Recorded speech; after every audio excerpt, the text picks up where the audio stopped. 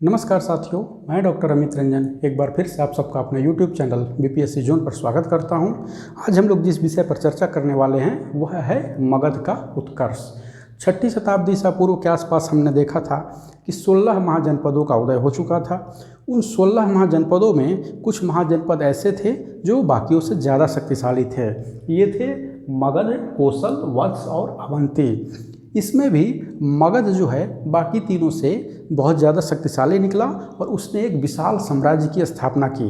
मगध के शक्तिशाली होने या मगध के उत्कर्ष के पीछे कारण क्या थे, तो इसको हम लोग देखते हैं कि मगध के उत्कर्ष के कारण थे हाथी का होना। मगध जिस क्षेत्र में पड़ता है तो गया के जंगलों में उस समय बहुतायत मात्रा में हाथी पाए जाते थे और यद्यपि कि युद्ध में उस समय तक हाथियों का प्रयोग होने लगा था, लेकिन युद्ध में हाथियों की बहुतायत मात्रा में या बहुत बड़ी संख्या में प्रयोग जो है किसने किया, मगध ने किया। और ये हाथी उसको कहाँ मिले, गया के जंगल के आसपास उसे मिले। तो पहला कारण था, इससे उसको क्या हुई, युद्ध में बहुत ज़्यादा विजय मिली और उसने बाकी जो 3 थे उनको पराजित किया। आगे है लोहा। मगध जिस क्षेत्र में पड़ता है, छोटा नागपुर के आसपास लगा हुआ पठार जो है, वहाँ पर लोहा इत्यादि जो है बहुतायत मात्रा में मिलती थी। तो इससे क्या हुआ कि इसको शस्त्र अस्त्र के निर्माण में भी मगध को बहुत ज़्यादा सहायता मिली। तो लोहे ने भी मगध के उत्कर्ष में महत्वपूर्ण भूमिका निभाई।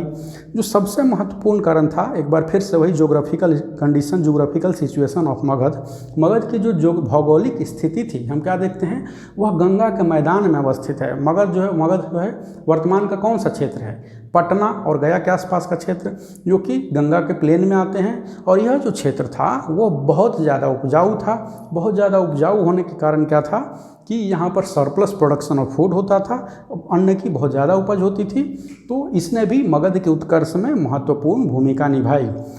मगध के उत्कर्ष के कारण में एक और था इसकी अवस्थिति, विशेष रूप से इसकी राजधानी की अवस्थिति। इसकी जो राजधानी, जो 2 प्रमुख आरंभिक राजधानी थी, राजगृह और उसके बाद पाटलिपुत्र। राजगृह क्या है, चारों ओर 3 ओर पहाड़ियों से घिरा हुआ था और जो पाटलिपुत्र है वह 3 ओर नदियों से घिरा हुआ था।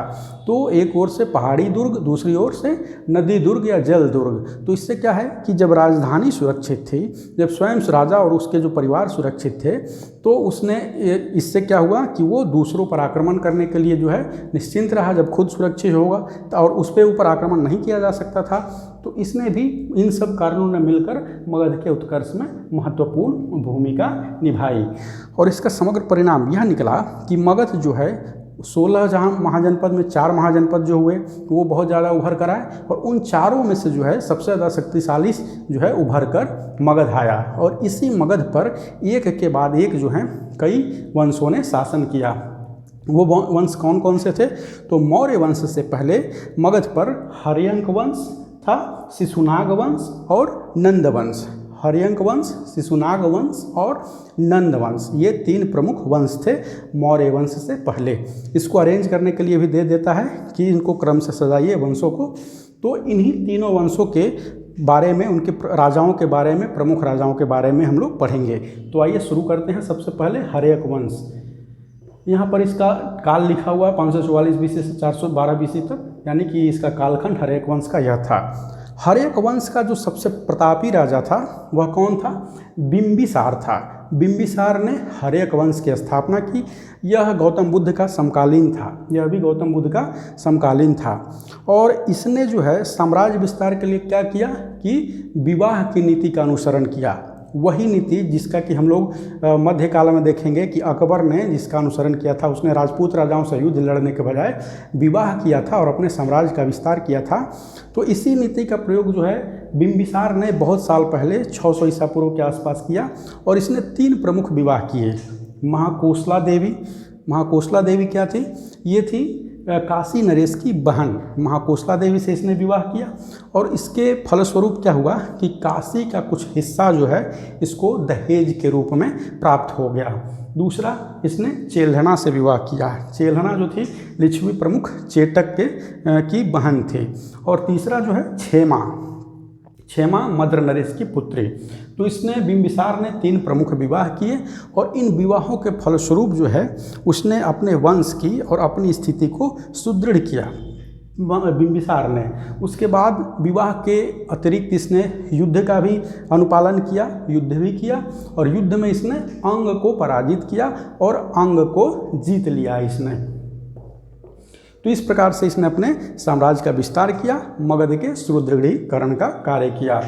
इसका एक अन्य नाम जो है ये सेनीय नाम से भी जाना जाता है। सेनीय नाम से जाना इसलिए जाता है कि यह भारतीय इतिहास का पहला ऐसा शासक था जिसके पास की परमानेंट आर्मी थी, परमानेंट स्टैंडिंग आर्मी थी। यह एक बहुत ही महत्वपूर्ण पॉइंट है, यह सवाल पूछा गया है तो इसको आप लोग ध्यान से याद रखेंगे, इस पर ध्यान देंगे कि यह पहला ऐसा शासक था जिसके पास की भारतीय इतिहास में जिसके पास स्टैंडिंग आर्मी थी, परमानेंट आर्मी थी।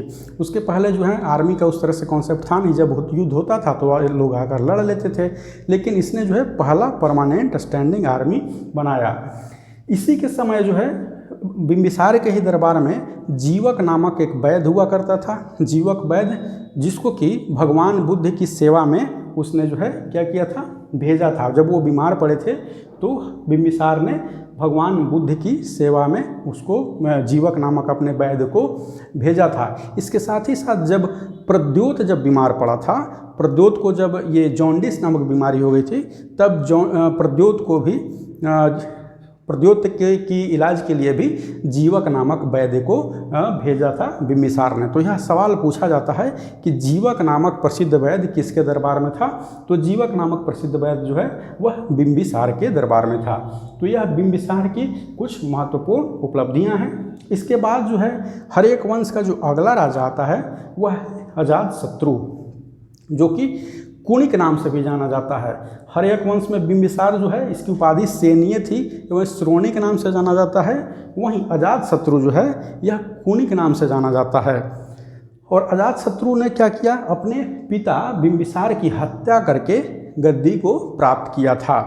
तो इसके इसी कृत्य के कारण जो है ऐसा वैसे माना तो यह जाता है कि इस वंश के सभी आने वाले राजाओं ने अपने पिता की हत्या करके ही गद्दी को प्राप्त किया था। तो अजातशत्रु ने बिंबिसार की हत्या की और इस वंश को पितृहंता वंश इसीलिए कहा जाता है क्योंकि लोग पिता को मार कर गद्दी प्राप्त करते थे। अजातशत्रु राजा बन गया और इसने क्या किया कि इसने काशी को जीत लिया, वही काशी जो इसका मम्हारा था, क्योंकि बिंबिसार ने महाकोसला देवी से विवाह किया था और उसका कुछ हिस्सा प्राप्त किया था। उस कुछ हिस्से से क्या है ये संतुष्ट नहीं हुआ और इसने काशी पर आक्रमण किया और उसे जीत लिया। यहाँ पर एक बात ध्यान देने योग्य यह है कि जहाँ बिंबिसार जो है कि स्टिक एंड कैरेट कह सकते हैं, उस नीति का अनुपालन करता था, यानी कहीं प्रेम से शादी वगैरह करके अपने साम्राज्य का विस्तार किया और कहीं युद्ध लड़कर भी किया। उसके ठीक विपरीत अजातशत्रु जो है काफ़ी एग्रेसिव था अपने अप्रोच में और इसने जो है काशी को जीत लिया। इसने वज्जी पर भी आक्रमण किया और वज्जी को लेकिन जीतने में से नाको चने चबाने पड़े। ऐसी कहानियाँ, ऐसी कहावतें, ऐसी मान्यता है कि वज्जी को जीतने में से 16 वर्ष लग गए थे। किसे? अजातशत्रु को। वज्जी एक संघ था और उसे भी उन 16 वर्षों के बाद भी यह धोखे से उसको जीत सका था। वज्जी को जीतने में 3 प्रमुख जो थी घटनाएं थी या 3 प्रमुख लोगों की भूमिका, 3 प्रमुख चीज़ों की भूमिका महत्वपूर्ण थी। पहला तो इसके 2 मंत्री जो उन्होंने वहाँ के लोगों के बीच फूट डाला और क्या वज्जी को जीतने में मदद की। 2 मंत्री इसके कौन थे? सुनिध और वत्सकार। सुनिध और वत्सकार नामक 2 मंत्री जो थे अजातशत्रु के, इन्होंने वज्जी संघ के लोगों के बीच फूट डाल दिया जिससे उसे जीतना आसान हो गया। और जो और 2 अन्य कारण थे वह था एक रथ मूसल एवं शिलाकंटक। ये 2 हथियारों का प्रयोग, पहला तो मंत्री और दूसरा शिलाकंटक एवं रथ मूसल नामक 2 हथियारों का प्रयोग किया था वज्जी के साथ युद्ध लड़ने के क्रम में। शिलाकंटक क्या था कि शिलाकंटक में बहुत बड़े बड़े पत्थर जो हैं वो उस पर रख कर उसको फेंका जाता था। आप कई सारे हॉलीवुड फिल्मों में, पुरानी फिल्में जो हॉलीवुड की जो फिल्में बनती थी पुराने पीरियड को दर्शाती हुई, उसमें इसी तरह का हथियार आप देखते हैं। आप इस वीडियो में फोटो में भी उसको देख रहे हैं कि शिलाकंटक किस तरह का हथियार है। बड़े बड़े पत्थर जो है रखे जाते थे और उसको फेंका जाता था, प्रहार किया जाता था। रथ मूसल नामक जो हथियार है, आपने जो बाहुबली फिल्म आई है तो बाहुबली में भल्लाल देव जिस रथ का प्रयोग करता है, कुछ कुछ जो है रथ मूसल वैसा ही हथियार हुआ करता था। वैसा ही चैरियट, वैसा ही रथ हुआ करता था जिसमें आगे ब्लेड लगे होते थे और सारथी के बैठने के लिए क्या है कि एक स्थान हुआ करता था, सुरक्षित स्थान होता था। और जब वो रथ चलता था तो अपने शत्रुओं को वो काटता हुआ, गाजर मूली की भांति काटता हुआ चलता था।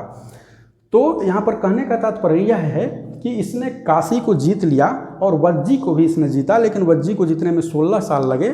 और इसमें जो परम महत्वपूर्ण भूमिका निभाई वो शून्यदेव अवश्यकार नामक इसके मंत्री रथ मूसल एवं शिलाकंटक का प्रयोग।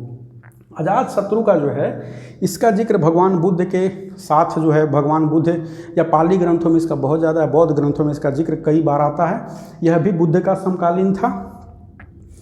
और इस महापरिनिर्वाण सूत्र जो है वह यह बतलाते हैं कि जब भगवान बुद्ध जो है उनको निर्वाण की जब प्राप्ति हुई तो उनकी जो अस्थि शेष था, उनका एक अस्थि शेष यह भी लेकर आया और राजगीर की पहाड़ी पर उसने क्या किया, उस अस्थि शेष को रखा और उसके ऊपर एक स्तूप का निर्माण करवाया। इसकी जानकारी हमें कहाँ मिलती है? इसकी जानकारी हमें महापरिनिर्वाण सूत्र से मिलती है। इसने और कौन कौन से कार्य किए? तो राजगृह का जो था, राजगृह, इनकी राजधानी राजगृह थी। मगध की आरंभिक राजधानी तो राजगृह या गिरिव्रज थी। इसे और भी अन्य कई नामों से जानते हैं। तो राजगृह में किले का निर्माण करवाया इसने, किले का निर्माण करवाया। और पाटिल गांव में इसने जल दुर्ग का निर्माण कराया। जल दुर्ग मतलब कि चारों ओर से खाई खुदवा के उसमें जल डाल दिया जिससे शत्रु नहीं आ सके। तो पाटिल गांव में इसने एक जल दुर्ग का निर्माण करवाया और राजगृह में जो है विशाल किले का इसने निर्माण करवाया था।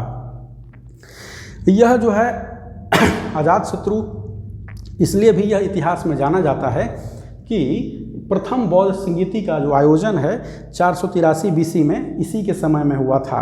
राजगृह के सप्तपर्णी नामक गुफा में यह क्या हुआ था, प्रथम बौद्ध संगीति का क्या हुआ था, आयोजन किया गया था इसी के समय में। और जैसा कि मैंने पहले भी कहा था कि कई बौद्ध ग्रंथों में इसका जिक्र आता है और इसे बौद्ध धर्म का अनुयायी बताया जाता है। इस बात की पुष्टि किससे होती है? तो भारूत जो है, भारूत स्तूप में जो है उसकी एक वेदिका, भारूत स्तूप की एक वेदिका के ऊपर ऐसा चित्रित किया गया है कि अजातशत्रु जो है भगवान बुद्ध की पूजा अभ्यर्थना अर्चना कर रहा है। तो इससे यह सिद्ध होता है कि अजातशत्रु जो है उसका झुकाव किसकी ओर था? बौद्ध धर्म की ओर था। इसको लेकर और कई सारी कहानियाँ भी हैं, कई सारे मिथक वगैरह भी हैं जिससे सिद्ध होता है कि यह बौद्ध ही था। तो यह थे अजातशत्रु के कुछ महत्वपूर्ण ये। इसमें जैसा कि मैंने बताया इसने क्या जीता, काशी जीता था, वज्जी जीता था। और इसने क्या कोसल में भी उसकी प्रसेनजित जो राजा थे उनको पराजित किया और उनकी बेटी वाजिरा से इसने विवाह किया था। तो यह अजातशत्रु के कुछ महत्वपूर्ण कार्य थे, कुछ महत्वपूर्ण उपलब्धियाँ, फैक्ट्स उससे जुड़ी हुई थी। इनमें जो अगला उल्लेखनीय राजा आता है हर्यंक वंश में वह है उदायन। उदायन सबसे अधिक प्रसिद्ध किस लिए है? पाटलिपुत्र की स्थापना के लिए। पाटलिपुत्र शहर की स्थापना या पाटलिपुत्र शहर को किसने बसाया था? तो वह उदायन ही था जिसने पाटलिपुत्र नगर बसाया। और क्या किया? नगर बसाकर राजगृह से अपनी राजधानी को ये पाटलिपुत्र लेकर गया। इसके लिए यह फेमस था। हर्यंक वंश का जो अंतिम राजा था वह था नागदशक। नागदशक इस वंश का अंतिम राजा था जिसकी हत्या नहीं, जिसे उसके मंत्री ने अपदस्थ कर दिया था। मंत्री का नाम था शिशुनाग। ऐसा माना जाता है कि नागदशक जो था वह अक्षम राजा था। तो इससे क्या हुआ, जनता के बीच जो है कयोस फैल गया, सही से यह शासन कर नहीं रहा था। तो आम जन के बीच जो है कयोस की स्थिति उत्पन्न हो गई और आम जनता ने इसके मंत्री से कहा, ऐसा कहा जाता है कि आम जनता ने इसके मंत्री से कहा कि आप राजा बन जाइए। तो इसने अपने राजा शिशुनाग ने अपने राजा नागदशक को अपदस्थ करके क्या किया, राजगद्दी संभाली और एक नए वंश की नींव डाली जो कि शिशुनाग वंश के नाम से जाना जाता है। इसका टाइम पीरियड क्या है? इसका टाइम पीरियड है 412 ईसा पूर्व से 344 बीसी तक। किसका? शिशुनाग वंश का। शिशुनाग वंश का संस्थापक जैसा कि नाम मैंने बताया शिशुनाग था। और इसकी जो सबसे महत्वपूर्ण उपलब्धि क्या थी कि जो अवंती था, अवंती से यद्यपि के वैवाहिक संबंध भी हम देखते हैं, और हम देखते हैं कि बिंबिसार के समय में जो है अवंती से अच्छे संबंध थे, लेकिन कालांतर में अवंती और मगध में जो है सैकड़ों साल तक वैमनस्य की स्थिति रही। तो शिशुनाग ने उस अवंती को क्या किया, पराजित कर दिया और अवंती को मगध में मिला लिया। इस प्रकार से सैकड़ों साल से चले आ रही दुश्मनी का खात्मा कर दिया, क्योंकि दुश्मन का नामो निशान उसने मिटा लिया और उसके राज्य को ही अपने में मिला लिया। तो इसकी सबसे महत्वपूर्ण क्या थी कि अवंती के प्रद्योत वंश का इसने खात्मा किया। इसके साथ शिशुनाग के साथ एक और बात जो सबसे महत्वपूर्ण है वह है कि इसने वैशाली को अपनी राजधानी बनाया। वैशाली को इसने अपनी राजधानी बनाया, वही वैशाली जिसमें आगे चलकर क्या होता है, द्वितीय बौद्ध संगीति का आयोजन होता है। तो राजधानी के क्रम में हम क्या देखते हैं, पाटलिपुत्र था, पहले राजगृह था, राजगृह से पाटलिपुत्र और पाटलिपुत्र से वैशाली, जो कि वैशाली किसने, शिशुनाग ने किया था। तो इसके बाद जो आता है, शिशुनाग के बाद जो अगला राजा आता है वह होता है कालाशोक, इसे काकवर्ण भी कहते हैं। इसी के समय द्वितीय बौद्ध संगीति का आयोजन 383 ईसा पूर्व में किया गया था। इस शिशुनाग वंश का अंत करके जो नए वंश की जो स्थापना की गई थी वह था नंद वंश। नंद वंश और इसके संस्थापक कौन थे नंदवंश के? नंदवंश के संस्थापक थे महापद्मनंद। इसका जो टाइम पीरियड देखिएगा 344 बीसी से 323 बीसी था नंदवंश का, यानी बहुत ही कम कालखंड था। कम कालखंड क्यों था? क्योंकि 322-23 में ही क्या होता है, सिकंदर के यहाँ आक्रमण होता है और जो है चंद्रगुप्त मौर्य क्या है, चाणक्य चंद्रगुप्त मौर्य की सहायता से इस नंदवंश के अंतिम राजा घनानंद को क्या हटा देता है और मौर्य वंश की स्थापना करता है। इसलिए यह यद्यपि कि यह एक बहुत ही महानतम वंश था, उसके बावजूद इसका जो कालखंड है, और इसने कई सारे महान कार्य किए, इसका कालखंड काफ़ी छोटा है। तो अगला जो वंश आया वह था नंदवंश, और नंदवंश का जो सबसे प्रतापी राजा था वह इसका संस्थापक ही था महापद्मनंद। महापद्मनंद जो है, इसके बारे में सबसे महत्वपूर्ण चीज़ यह है कि इसको first empire builder of Indian history कहते हैं। यह ध्यान रखने वाली बात है कि महापद्मनंद को इतिहास में first empire builder of Indian history, भारतीय इतिहास का पहला जो है एम्पायर बिल्डर, इसको महापद्मनंद को कहते हैं। उस समय के जो टेक्स्ट थे, पुराण थे या पाली ग्रंथ थे या जो बौद्ध ग्रंथ थे, उसमें महापद्मनंद को जो है अलग अलग ढंग से याद किया जाता है। अलग अलग उपाधियां इसे प्रदान की गई हैं। कौन कौन सी उपाधियां प्रदान की गई हैं उसकी कृतियों को देखते हुए तो ये हम देखते हैं। इसे सर्वछत्रांतक, पुराणों में इसे सर्वछत्रांतक कहा गया है। सर्वछत्रांतक यानी क्षत्रियों का विनाशक। और इस प्रकार से चूंकि क्षत्रियों का यह विनाशक था तो इसे द्वितीय परशुराम की भी संज्ञा दी जाती है। द्वितीय परशुराम, प्रथम परशुराम ने भी क्या है, इस धरती को ऐसा कहा जाता है कि 21 बार, संभवतः 21 बार क्षत्रिय विहीन किया था और इसने भी क्षत्रियों का विनाश किया था, इसलिए इसे सर्वछत्रांतक पुराण में कहते हैं और द्वितीय परशुराम की संज्ञा देते हैं। पुराणों में ही इसे एकराट कहा गया है, यानी कि महापद्मनंद ने एकराट की उपाधि धारण की थी। एकराट यानी कि इसके समान जो है कोई दूसरा और राजा नहीं था। इसे पाली ग्रंथों में इसे उग्रसेन कहा गया है। उग्रसेन, इसको संधि विच्छेद करके देखते हैं। उग्र मीन्स भयंकर, प्रचंड, सेन सेना। तो इसे उग्रसेन क्यों कहा गया है? क्योंकि इसकी जो सेना थी वो बहुत ही विशाल थी। इसकी सेना बहुत विशाल थी। नंदवंश की सेना इतनी विशाल थी, आगे चलकर हम लोग इस विषय में देखेंगे। तो बहुत बड़ी सेना रखने के कारण पाली ग्रंथों में इसे उग्रसेन की संज्ञा दी गई है। महापद्मनंद की महत्वपूर्ण उपलब्धि क्या थी? इसने कलिंग को जीता था और कलिंग में इसने एक नहर खुदवाई थी। नहर खुदवाई, इस बात का हमें प्रमाण कहाँ मिलता है? हाथी गुफा अभिलेख जो है, हाथी गुफा अभिलेख, उससे हमें इस बात का प्रमाण मिलता है कि इसने कलिंग में एक नहर खुदवाई थी। लेकिन कलिंग को इसने जब पराजित किया तो वहाँ से जिन सेन की मूर्ति जो है उसको उठाकर ये मगध लेकर आया था। तो यह महापद्मनंद से संबंधित कुछ महत्वपूर्ण तथ्य थे।